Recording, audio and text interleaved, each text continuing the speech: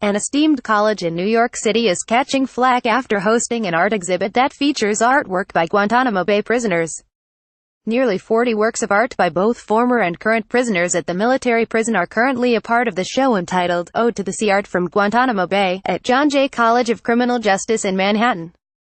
Among the budding prison artists whose work is being featured for are still detained at Gitmo, including Ammar AlBluchi, who is charged with sending money to the 911 hijackers, and Moth Alawi, who has been reported to be a member of Al-Qaeda and served as one of Osama bin Laden's bodyguards, according to the Independent Journal Review.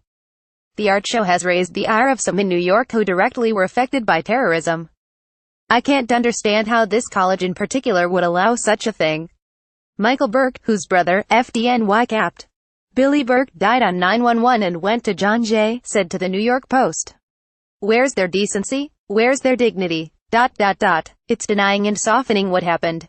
What's next? Hanging up the art of John Wayne Gacy, Binoculars Pointing at the Moon, by former Gitmo prisoner Ahmed Rabbani. Art from Guantánamo.com. The newspaper reports that many 911 families in the New York area have expressed outrage over the works being on display at a public, taxpayer-funded institution, in noting that many of the victims were graduates of John Jay. "It's like a slap in the face, completely out of nowhere. Let them display that at Guantánamo, not here. It's a terrible precedent to set." Jim McCaffrey, a retired FDNY lieutenant, whose brother-in-law, FDNY Battalion Chief Oreo Palmer, died on 9/11, said to the newspaper. The show, which runs until the end of January, also has caught the attention of the Pentagon, which is claiming that the works are government property. They are also raising concerns about sales made on a website for the show. Pentagon spokesperson, Air Force Maj. Ben Sacrison, recently told the Miami Herald that all art made by detainees at Gitmo is the property of the U.S. government, and that they would like to know where the money for the sales was going. Erin Thompson, a professor at John Jay, who is a co-curator for the Ode to the Sea exhibit, says she has not been contacted by federal authorities. "I have not been contacted by any authorities," she said to Fox News, "although of course, I would follow official orders if given." Crying eye, by former Gitmo prisoner Mohammed Ansi. Art from Guantánamo.com. In the meantime, the show will go on. At John Jay College, we study both terrorism and the effects of wrongful detention. Thompson said to Fox News, "So, whether you think these men are guilty or innocent, these artworks are still valuable sources of information about their inner lives." According to the Herald, the U.S. military has decided that art made by wartime captives at Guantánamo is government property, and officials have stopped releases of security-screened prisoner art to the public.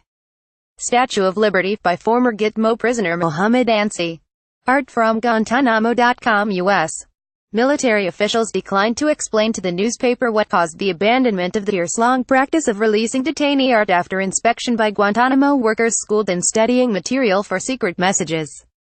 Ramzi Qasim, a professor at City University of New York School of Law whose legal clinic represents many Guantánamo prisoners, told the Herald that one captive was told art would not be allowed out of the prison. Now, if a captive gets to leave Guantánamo, their art would not even be allowed out with them and would be incinerated instead. The only work that is for sale is of those detainees who already have been cleared and released, something that Thompson says the school has no part in. "I want to stress that John Jay is not selling the art," she said. "We're just passing on inquiries." Art classes were first offered to the Guantánamo captives in the later years of the Bush administration, as officials explored ways to keep detainees who had spent years in single-cell lockups occupied and preventing them from getting into fights with the guards.